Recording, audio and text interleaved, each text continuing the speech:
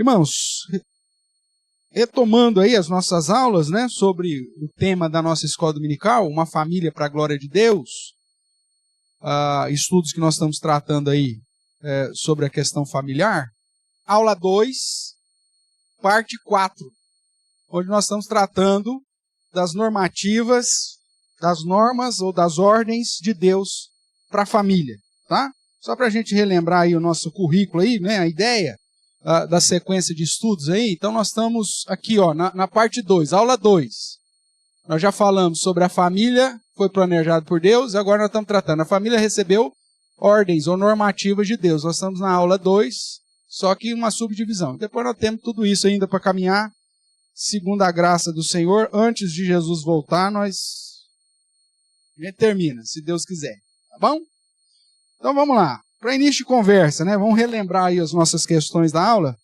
Nós vimos que na Bíblia a família é entendida como uma instituição divina, planejada e criada por Deus para ser a base da sociedade e um lugar onde os valores e a cosmovisão teísta, ou seja, que crê em Deus, sejam transmitidas de pais para filhos.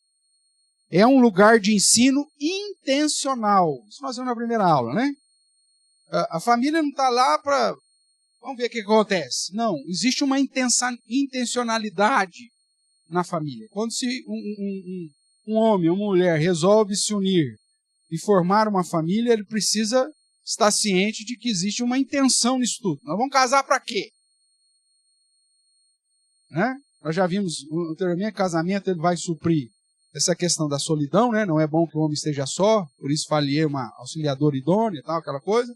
Vai suprir a questão da carência, da necessidade de suprimento de afetividade carnal, né? Sobre o instrumento para nos livrar da impureza, como diz 1 Coríntios 7, né? Por causa da impureza, cada um tenha a sua própria mulher e cada uma o seu próprio marido, né? E para gerar filhos, que talvez seja o primeiro objetivo apresentado nas Escrituras, né? A primeira ordem bíblica registrada nas Escrituras é justamente essa, né? Crescer e multiplicar. Então o casamento tem esses objetivos, né? Suprir a solidão, gerar posteridade e nos livrar da impureza. Só que tem casal hoje que casa e não sabe nem por que está casando. Acho que é mais para casar para casar, né? E vive um relacionamento conjugal sem essa intencionalidade e sem o cumprimento de um propósito para expressar valores e uma cosmovisão que o próprio Deus já revelou na sua palavra para os nossos descendentes. Não é à toa que nós vivemos uma geração que alguém já decretou, e já não faz muito tempo, que é uma geração carente, né, da figura paterna, por exemplo. A ausência do pai, ou o foco apenas num dos fundamentos da responsabilidade paterna, que é a provisão, acaba negligenciando o fato da proteção e da promoção, né, de um crescimento na família. E por isso nós temos visto tantos jovens, infelizmente, aí desorientados, né? Sem saber o que significa ser homem, sem saber o que significa ser menina, perdidos na vida, e muitos deles com um futuro meio que previsível, né?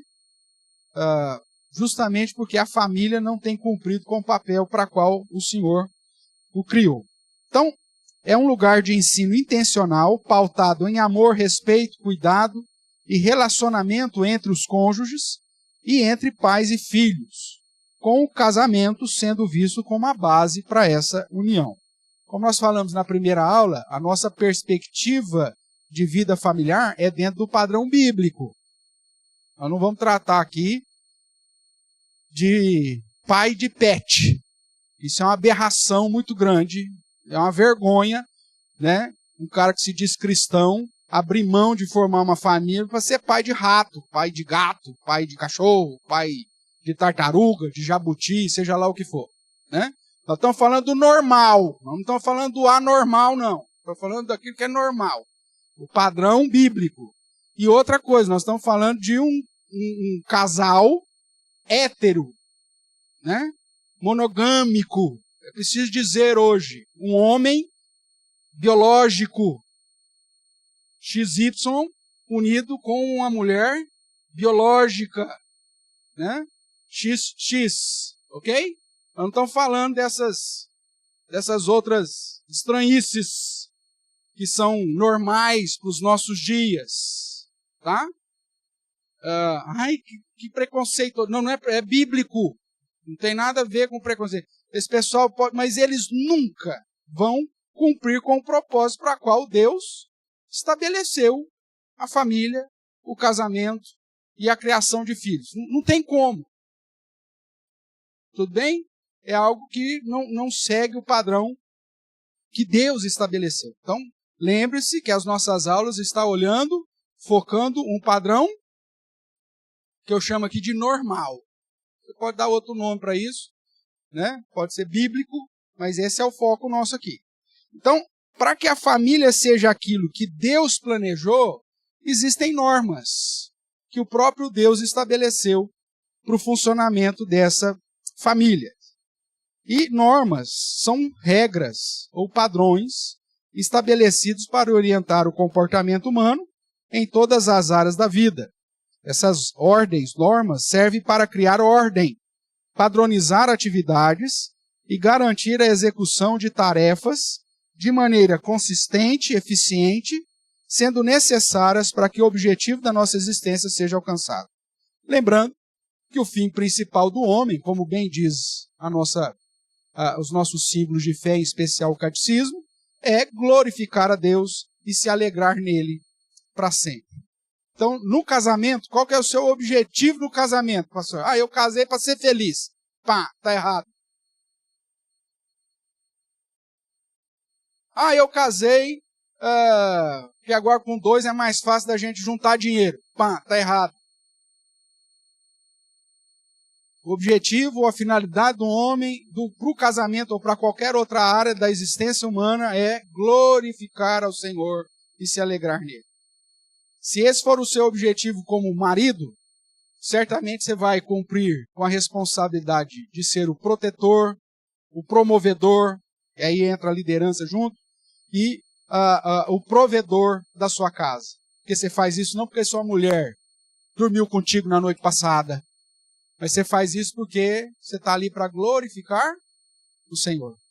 A esposa vai ser, de fato, a administradora que se espera que ela seja, a auxiliadora que espera que ela seja, e essa fonte de amor, né, que espera que ela seja, essa fonte de satisfação que a Bíblia espera que ela seja, não porque o marido comprou um Big Mac para ela no dia que ela estava com vontade, ou trouxe um chocolate com flores, mas porque ela quer glorificar o Senhor.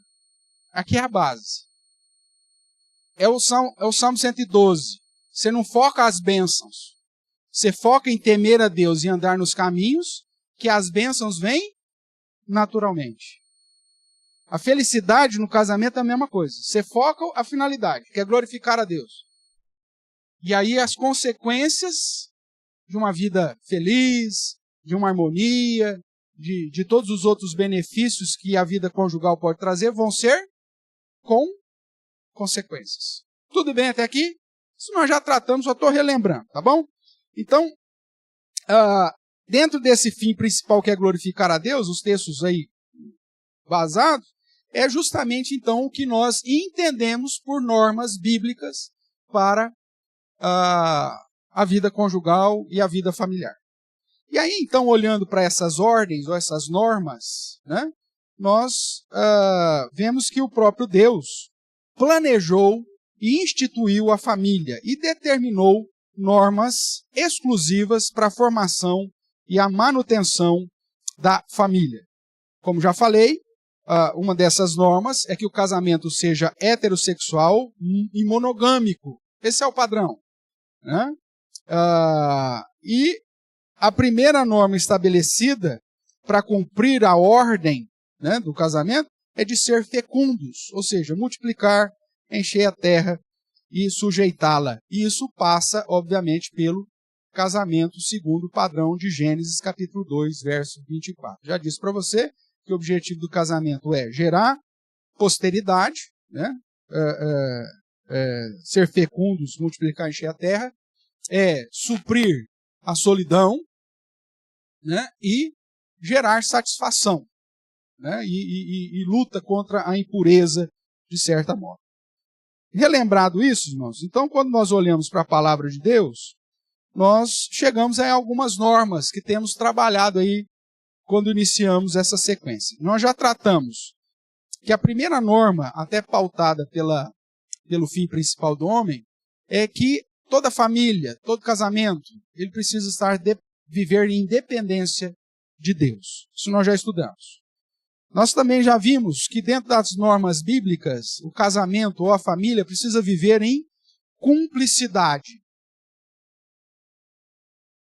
Isso nós já tratamos acho que na parte 1 ainda dessa aula 2.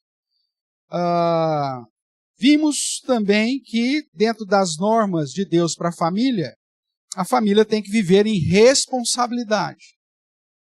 Cada um tem uma função estabelecida pelo próprio Deus para ser desempenhada dentro do contexto familiar. Deus estabeleceu funções para o marido, para a esposa, ordens explícitas para os filhos em relação aos pais e ordens explícitas para os pais em relação aos filhos. E eu preciso exercer isso com responsabilidade e zelo. Já estudamos isso. E na semana passada, ou na semana passada não, né? Alguma semana aí para trás, antes do período de férias pastoral, nós tratamos que também Deus estabelece uma norma para o casamento ou para a família, que é a norma da indissolubilidade. A família é para sempre, irmãos. E o casamento também.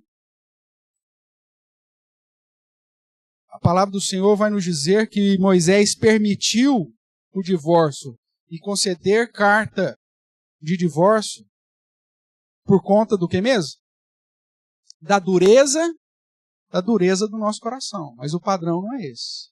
Aquilo que Deus ajuntou, não separe o homem. Esse é o padrão. Agora, mas por que acontece? A dureza do coração, o pecado humano, né? A falta de dependência de Deus, a falta de cumplicidade, a falta de responsabilidade, a falta de colocar como alvo principal glorificar a Deus, conduz as pessoas a procurar satisfazer os seus desejos mais do que glorificar ou satisfazer a vontade de Deus. A maioria das pessoas que acabam se divorciando, um dos argumentos é: não, eu preciso ser feliz.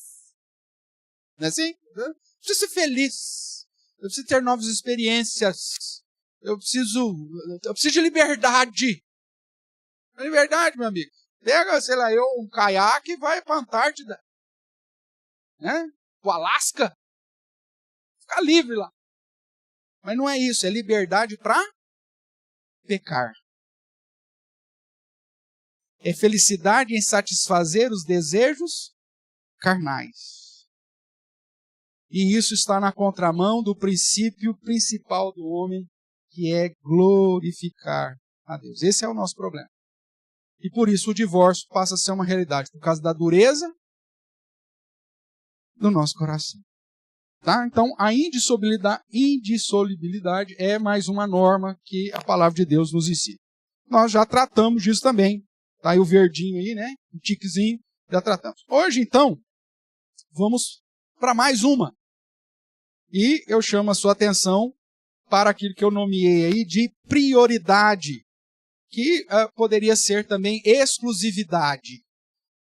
Mais uma norma que a palavra de Deus vai nos apresentar é que a vida familiar, e em especial a vida conjugal, é para ser vivida em exclusividade. Não tem como, não tem aquele programa, né, um programa de reality show, sei lá me ajude a lembrar aí, alguém já viu ou assistiu, troca de mulheres, troca de mães, troca de família. Não acho que é esse não. Tem uma outra, que que a mãe, só ia a mãe de uma família ia para casa da outra e tal. Lembra que teve uma época que tinha um programa assim? Não dá. Porque cada família é exclusiva. E aí o programa tinha sucesso porque uma mãe de uma família chegava na outra casa e queria mudar tudo. E a outra igual. Né? Dava certo? Não. Com menos de 2 dias todo mundo falou, quero minha mãe de volta. Não era assim? Eu acho que esse era o objetivo do programinha lá. Mas a ideia é que a família, ela é única. E por isso Deus dá uma norma que você tem que colocá-la como algo exclusivo na sua vida ou como prioridade na sua vida. É lógico que isso não tira a prioridade máxima, que é amar a Deus acima de todas as coisas. Mas eu não gosto muito dessa linha hierárquica, né? Mas muita gente faz, e para muitas pessoas que têm uma mentezinha organizada é importante fazer isso, mas o cara vai lá. Prioridades na minha vida, Deus. Aí segundo, qual que é a segunda prioridade na sua listinha? Pode falar, não fica com vergonha. Corinthians, pelo amor de Deus, né? Eu estou falando de coisa séria aqui, gente. Mas tem gente que põe. Tem gente que... E às vezes assim, ó, pau a pau com Deus. Né? Prioridade do cara. O time do coração tá ali, ó, pau a pau com Deus. Mas na verdade é Deus em primeiro lugar, acima de todas as coisas. Depois família. Depois trabalho. E aí o pessoal, aí põe time do coração, tararei, pororó, tararei, aí lá na igreja. Não tem gente que faz isso. Por isso que eu não gosto muito desse aqui, porque é difícil você colocar as ordens. Né? Mas basicamente o que a Bíblia vai dizer é o seguinte: ame a Deus acima de todas as coisas e o próximo como a ti mesmo. Só que você tem que amar o estranho como a ti mesmo, quanto mais amar o seu cônjuge, quanto mais amar a sua família. Não é assim? Como, meu pastor, como a Bíblia diz, que nós temos que amar até os inimigos, né? Então, meu amigo, a família, se você tem que amar o inimigo, o que serve para a família? Mesmo a sua sogra está no pacote. Não tem jeito de fugir. Porque é prioridade, é sua. É aquela brincadeira que eu chamei, né? Eu gosto, né, Lê, dessas campanhas publicitárias, né?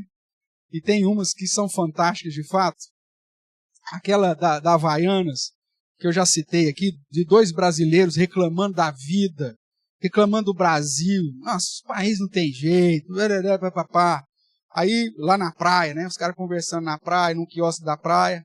Aí a câmera corta para um argentino que está no mesmo contexto. Ele fala assim, falando em portunhol, né?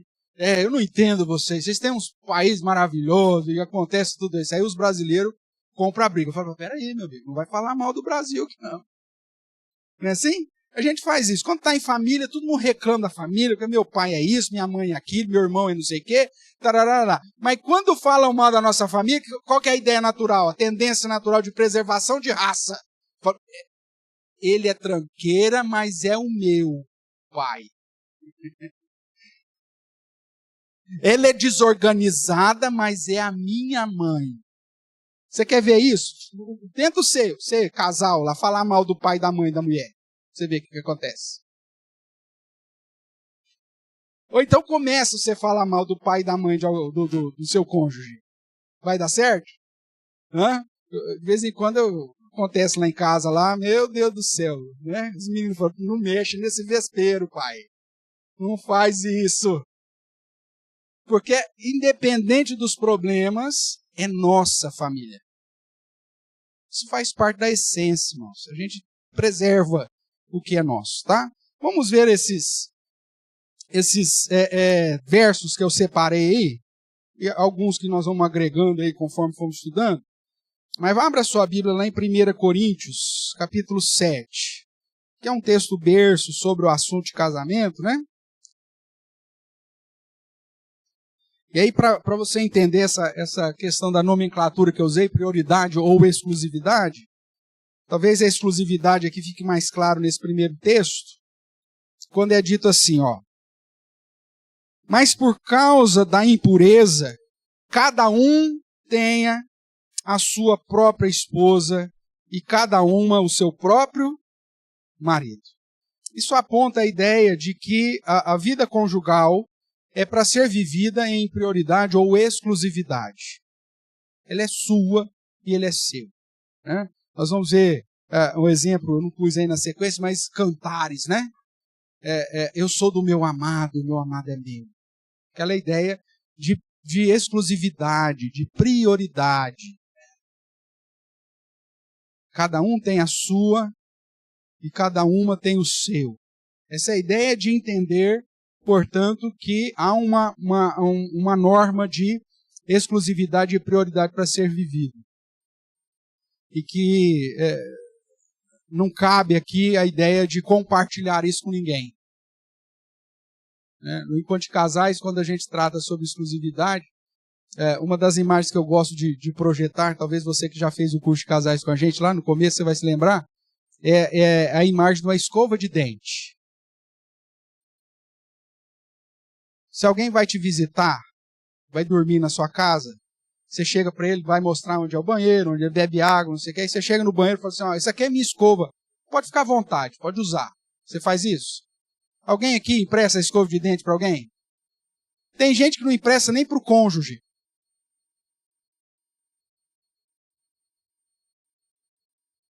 Que alguém poderia dizer, não, é o cônjuge, qual que é o problema, né? Beija na boca, aquela coisa, qual que é o problema? Mas mesmo assim, entrou na questão da higiene pessoal, a escova é minha. São idênticas as escovas?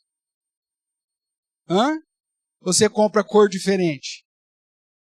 Cor diferente, tem gente que põe até o nome. Os mais organizados escrevem até o nome. Ou põe no estojinho separado. Longe um do outro. Né? É tão verdade esse negócio da escova de dente, que os casais modernos que têm uma graninha a mais, no próprio banheiro já a própria pia é separada. Tem a pia do marido e a pia da esposa. Não é assim? As escovas ficam distantes umas das outras. Então, a ideia do casamento, da exclusividade, da prioridade, é que você não empresta a sua escova de dente para ninguém. Ela é sua. Exclusiva.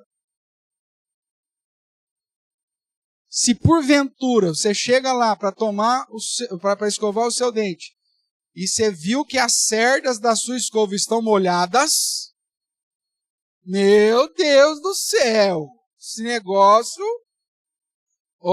já vi da maior confusão. Aí o outro tem que explicar, não, é que eu só molhei e vi que estava errado e não usei. Tem que dar um jeitinho, porque senão... Isso é a essência de exclusividade. E o casamento tem que ser isso, é meu. E por isso é minha prioridade. Tudo bem? O que mais? Vamos caminhar lá no Antigo Testamento, Êxodo. Vamos para a lei. Êxodo 20.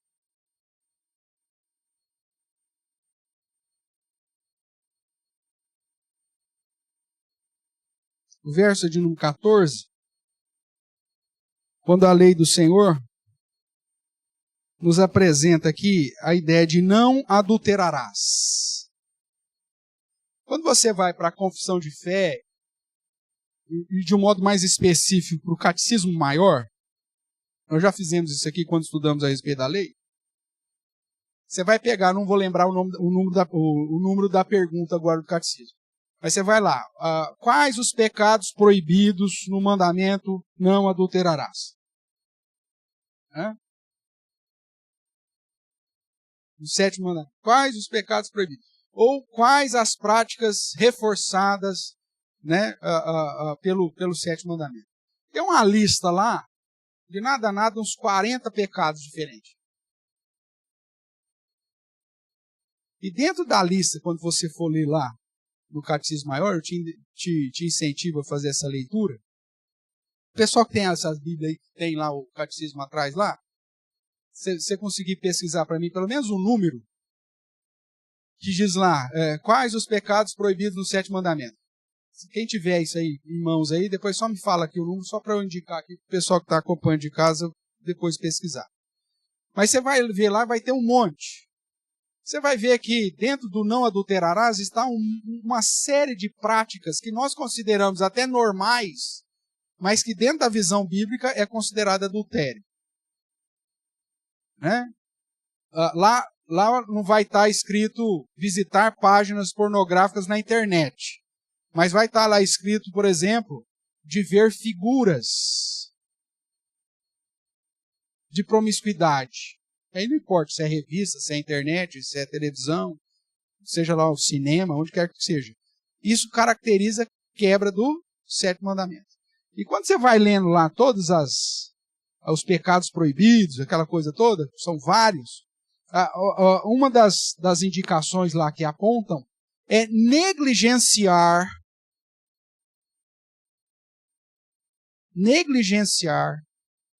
o cônjuge e a família. É não dar a devida atenção. É não colocar como prioridade. Isso cai na quebra também do 7º mandamento. Achou? 139. Pergunta 139 do Catecismo Maior. Qual que é o título da pergunta 139? Quais os pecados proibidos no 7º mandamento? Eu creio que é isso.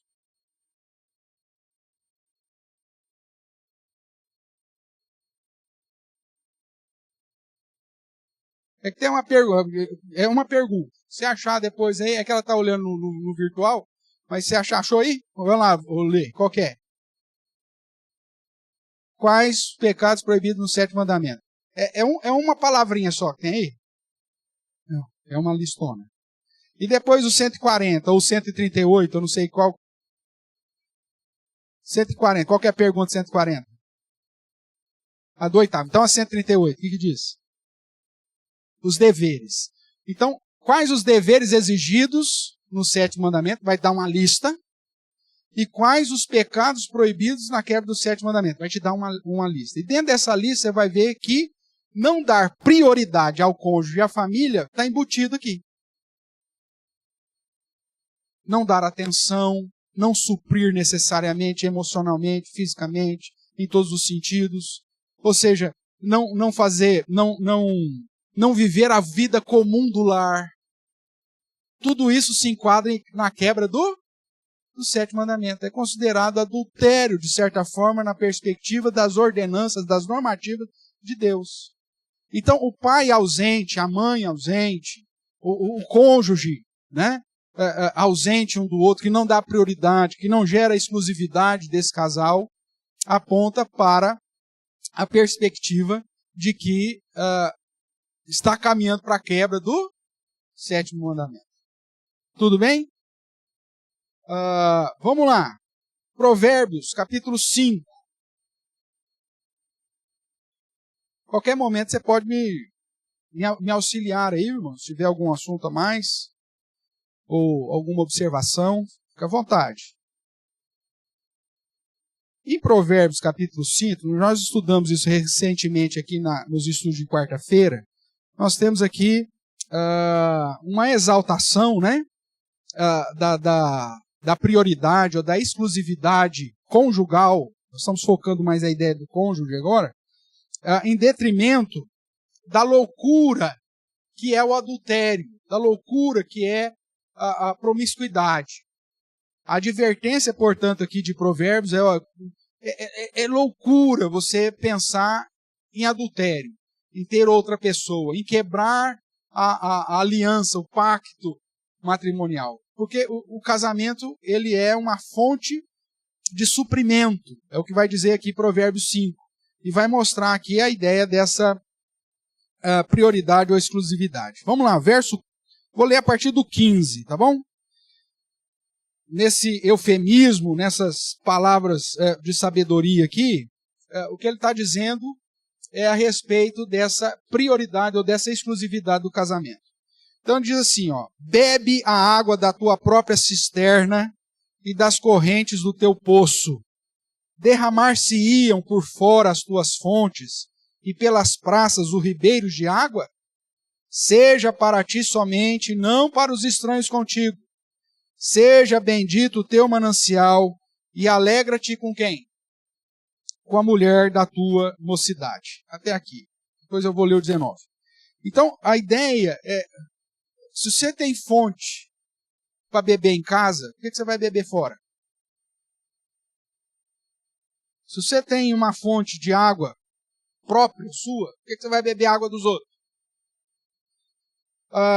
Se a sua fonte, aqui esse termo fonte é no sentido de procriação. Por que você vai fazer filho em mulher alheia, se você tem a sua? Dentro da visão de Provérbios, esse derramar fora das tuas fontes pelas praças é justamente você gerar procriação fora do seu ambiente conjugal. O provérbio vai fazer, isso é loucura. Você vai ficar pagando pensão, o contexto depois vai dizer, para uma mulher que vai ficar gastando dinheiro com farra. Você vai sustentar a cervejada dos machos dela. Você é louco? Você é xarope? Essa é a ideia de Provérbios.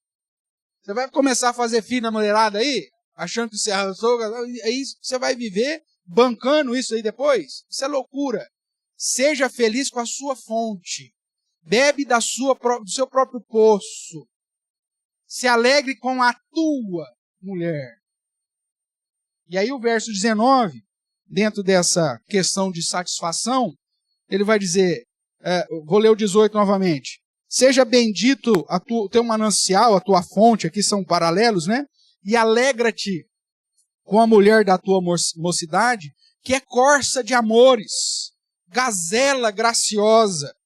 Sacie-te os seus seios em todo o tempo, embriaga-te sempre com as suas carícias. Quando eu tenho, na vida conjugal, prioridade e exclusividade, eu vou procurar, irmão, todo tipo de satisfação que eu preciso é dentro de casa. É com o meu cônjuge. E aí, associando lá com 1 Coríntios 7, você vai ver que aqui Provérbios está enfatizando a figura masculina, mas lá em 1 Coríntios 7, vai dizer que nem o homem nem a mulher devem privar-se uns aos outros, mas que o homem não tem poder sobre o seu próprio corpo, e sim a mulher, e vice-versa, dizendo e apontando para uma perspectiva de igualdade. Ok? Pessoal, talvez, irmãos, alguém não está ouvindo aí, mas é um alarmezinho, acho que é do remédio. Auxilia aqui para mim, presbítero Paulo. Irmã Elda aqui, porque eu acredito que é daqui, questão do horário do remédio. Só confirma para mim se é isso mesmo. Estão ouvindo? Não, só eu que estou ouvindo. Tá, né? Então, só sem constrangimento, vamos lá. Então, seguindo aqui, irmãos. Confirma se é. Não? Então não é aqui. Só ver se é o horário do... Eu acho que ela está ouvindo. Ela está ouvindo pelo áudio nosso? Tá, então tá, só confirma. Beleza. Então aí vê quem que é.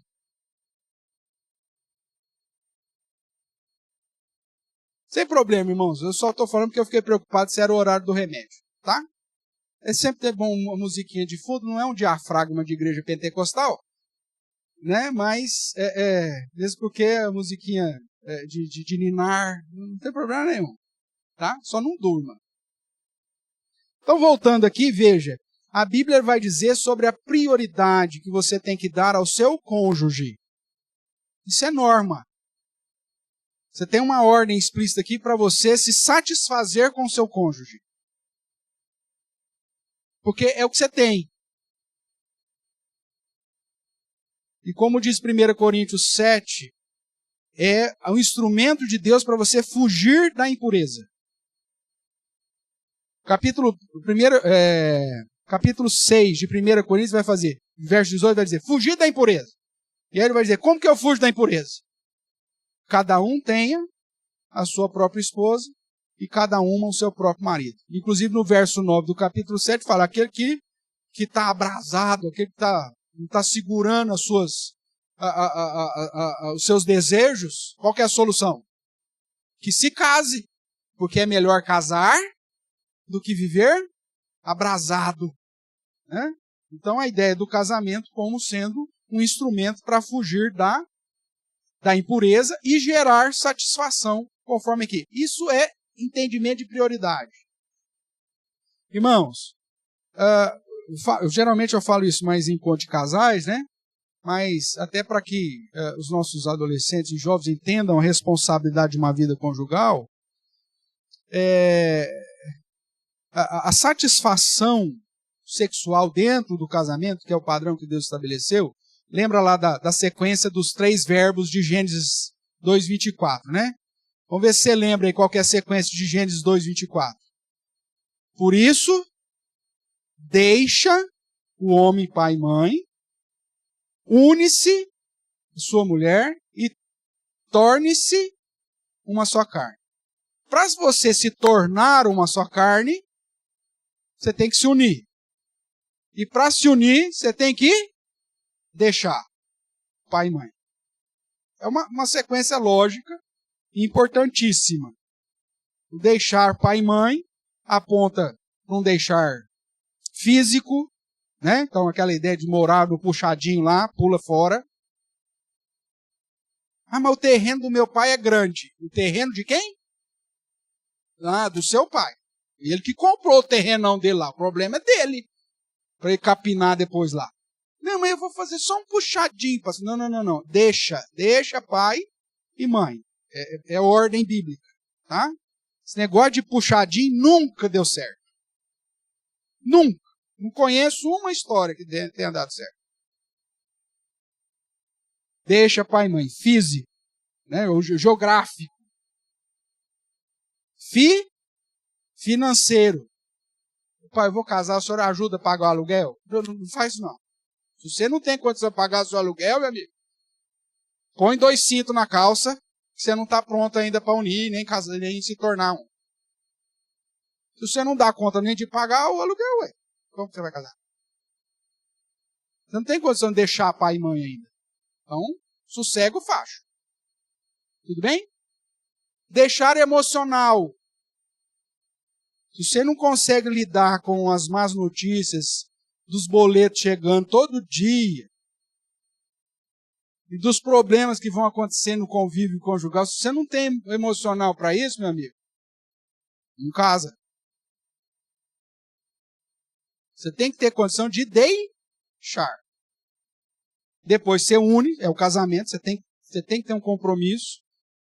Casamento, o sexo é para ser realizado dentro do casamento. E aí torna-se uma só carne. Então, esse é o padrão. Se você seguir esse padrão, não tem o que errar. E aí, dentro desse padrão de tornar uma só carne, então é minha prioridade, é minha exclusividade. Viver dentro dos preceitos bíblicos, inclusive de ser fonte de suprimento sexual para o meu cônjuge, é uma das minhas responsabilidades.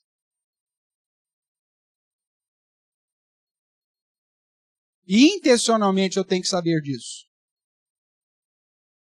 Faz parte.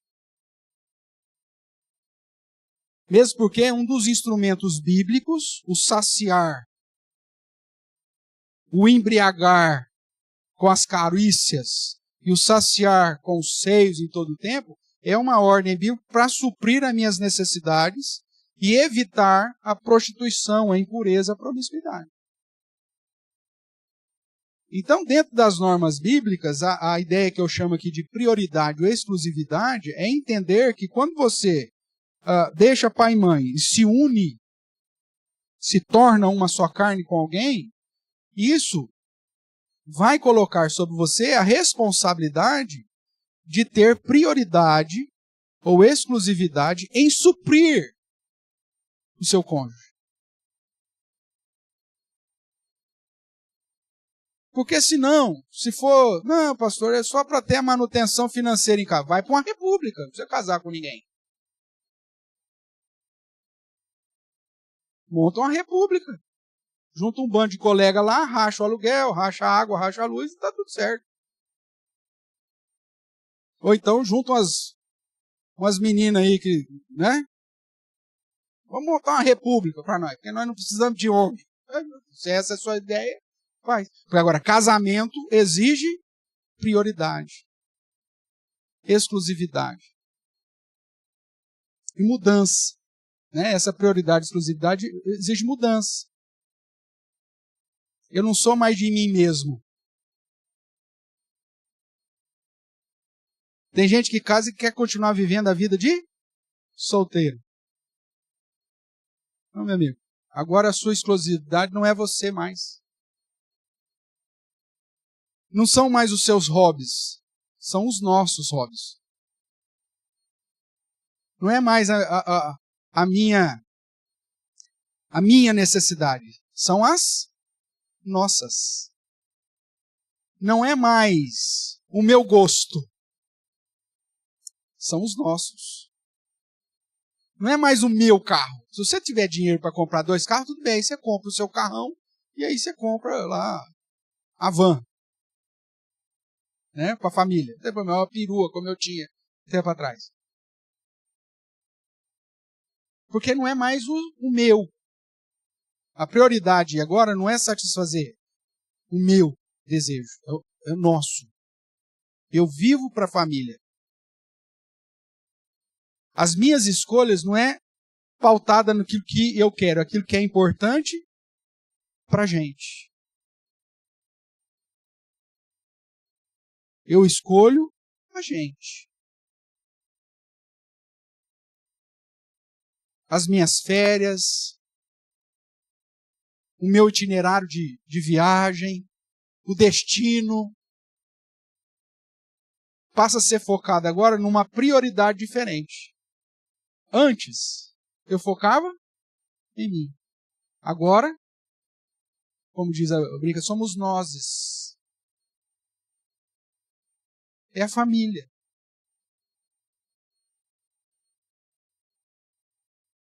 O que nós estamos precisando dentro de casa para suprir, talvez, e alegrar o coração da minha esposa? Né? Um sofá lá que nós ganhamos quando nós casamos, já tem 30 e tantos anos, aquele sofá, ela queria um sofá novo. Só que eu preferi colocar rodas de liga leve no meu carro. Não, meu amigo. Você como provedor, no caso do marido, os sonhos dos outros vêm em prioridade. Nossa, pastor, mas se é assim, os discípulos já falaram isso. Né? Quando Jesus falou a respeito do peso do casamento e sobre a responsabilidade de se manter casado pro resto da vida, os discípulos falaram assim, mas se é isso, então é melhor não casar. Então não venha falar, porque esse argumento já usaram e não deu certo. Casar é responsabilidade e muda a prioridade. Depois que eu casei, que eu tive filhos, que eu descobri porque meu pai não gosta de chocolate, não gosta de Danone.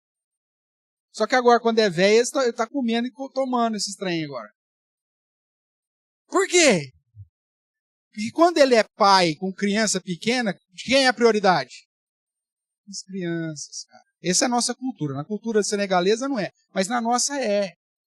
Porque a prioridade é suprir a família. Aí o filho, você não quer Danone, pai? Não, eu não gosto. Assim que a gente faz? Pai, o senhor não quer Yakult? Não, eu odeio. Chocolate? Não gosto nem de ver. Não é que você não gosta, é que a prioridade é suprir a família. O 13º já está tudo comprometido com a família. Porque é senso de prioridade, exclusividade. Às vezes até a família vai crescendo e fala assim para você, pai, o senhor está precisando de tal coisa? Não estou precisando não. Tá sim, é verdade que você está. Mas tem uma lista que você tem que suprir primeiro.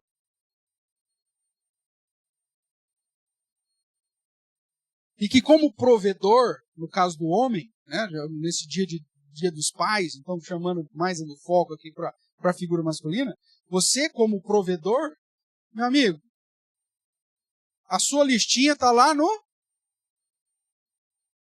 fim. Porque a sua prioridade, como provedor, como protetor, como promovedor do bem-estar da sua esposa e da família, vem em primeiro lugar. E você sabe que fazendo isso, não é porque você é bonzinho, não é porque você quer glorificar a Deus, você sabe que esse é o padrão que Deus espera de você.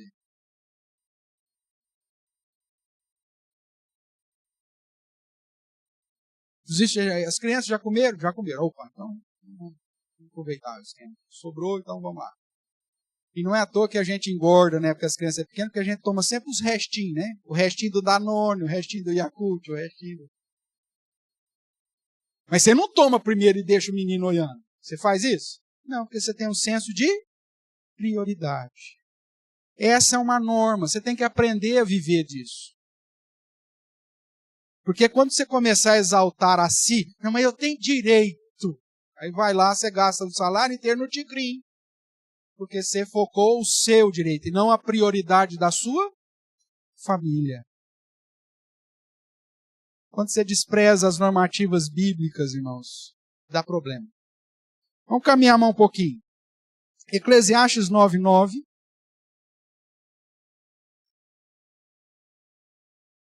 Caminhando aí para o final. Eclesiastes capítulo 9, verso 9, que é um texto clássico sobre o aproveitar a vida com a esposa, dentro da parte de Eclesiastes falando da utilidade de uma vida dentro do padrão de Deus, né? Eclesiastes 9:9 vai dizer assim: goza a vida com a mulher que amas, todos os dias da tua vida fugaz, da tua vida que passa rápido, os quais Deus te deu debaixo do sol. Presta atenção agora. Porque esta é a tua porção nessa vida, pelo trabalho com que te afadigastes debaixo do sol. Salomão está dizendo, sabe qual que é a parte boa da sua vida? É se alegrar com a mulher que Deus te deu. Essa é a parte boa da vida. E uma vida fugaz, uma vida que passa rapidamente, breve. Então goza, alegre-se, aproveite a vida com a mulher que Deus te deu, porque essa é a boa parte da vida. Essa é a tua porção nessa vida pelo trabalho com que te afadigastes debaixo do sol. A ideia, irmãos, de ter a família como fonte de suprimento, fonte de alegria, fonte de regozijo, um local para ser vivido, para viver a vida comum do lar. Não importe todo o dinheiro que você ganhe, se você está ausente, porque todo o dinheiro que você ganhou, você vai gastar nas terapias dos seus filhos adolescentes.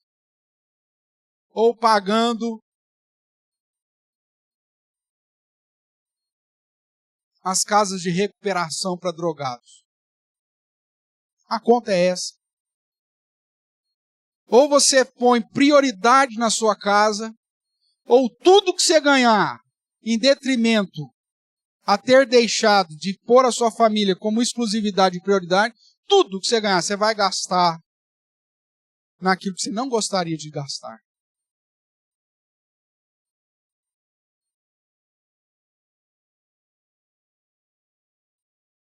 Ah, eu não tenho dinheiro, pastor, para fazer um agrado para os meus filhos.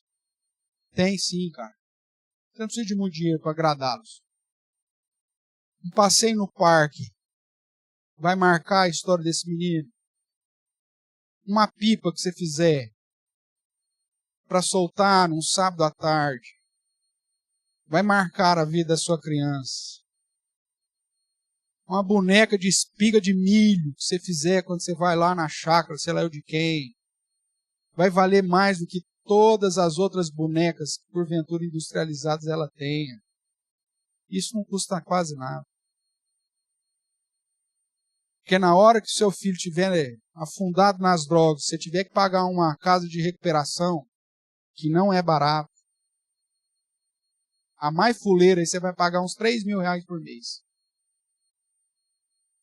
E você não quer comprar um picolé para ele no sábado à tarde, que custa R$ 1,50. Sabe por que faz isso? Porque você não entendeu a normativa da prioridade. Não tem tempo, pastor.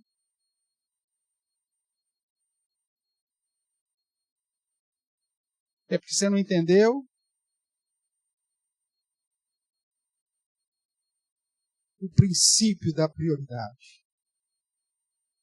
Quantas famílias sofrem hoje, irmãos? Querendo que o tempo voltasse, para que pudessem, de fato, dar prioridade. Aproveitar a vida. Instruir com sabedoria.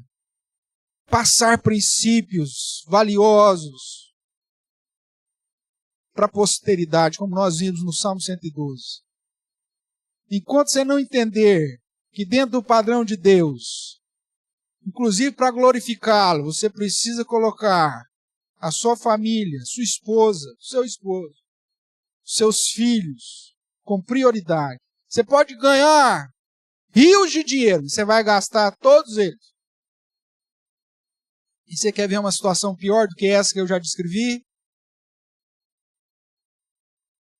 Pior que ter que pagar mensalidade de uma casa de recuperação para o seu filho, ou um tratamento psiquiátrico daqueles que vai deixar ele como um zumbi pro resto da vida? Você tem que pagar uma lápide para ele.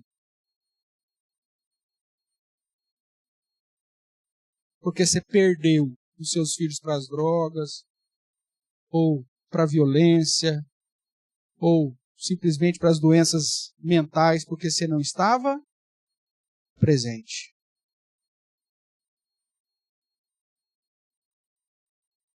Quer viver uma vida familiar para a glória de Deus? Dê prioridade para a sua família, para os seus filhos. Para terminar, Deuteronômio, capítulo 24.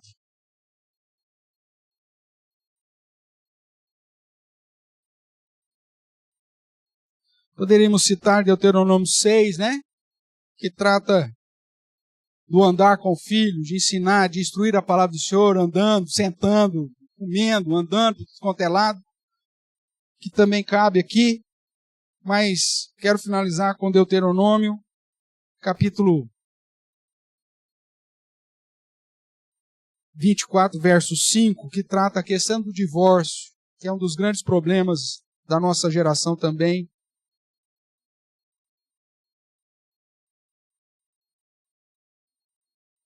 Que é do verso 1 até o verso 4. E depois, prioridades relacionadas à vida de casal para não chegar ao divórcio. Então veja aqui que a lei previa. O homem recém-casado não sairá à guerra, nem se lhe imporá qualquer encargo. Por um ano, ficará livre em casa. Para quê? Para promover felicidade à mulher que tomou.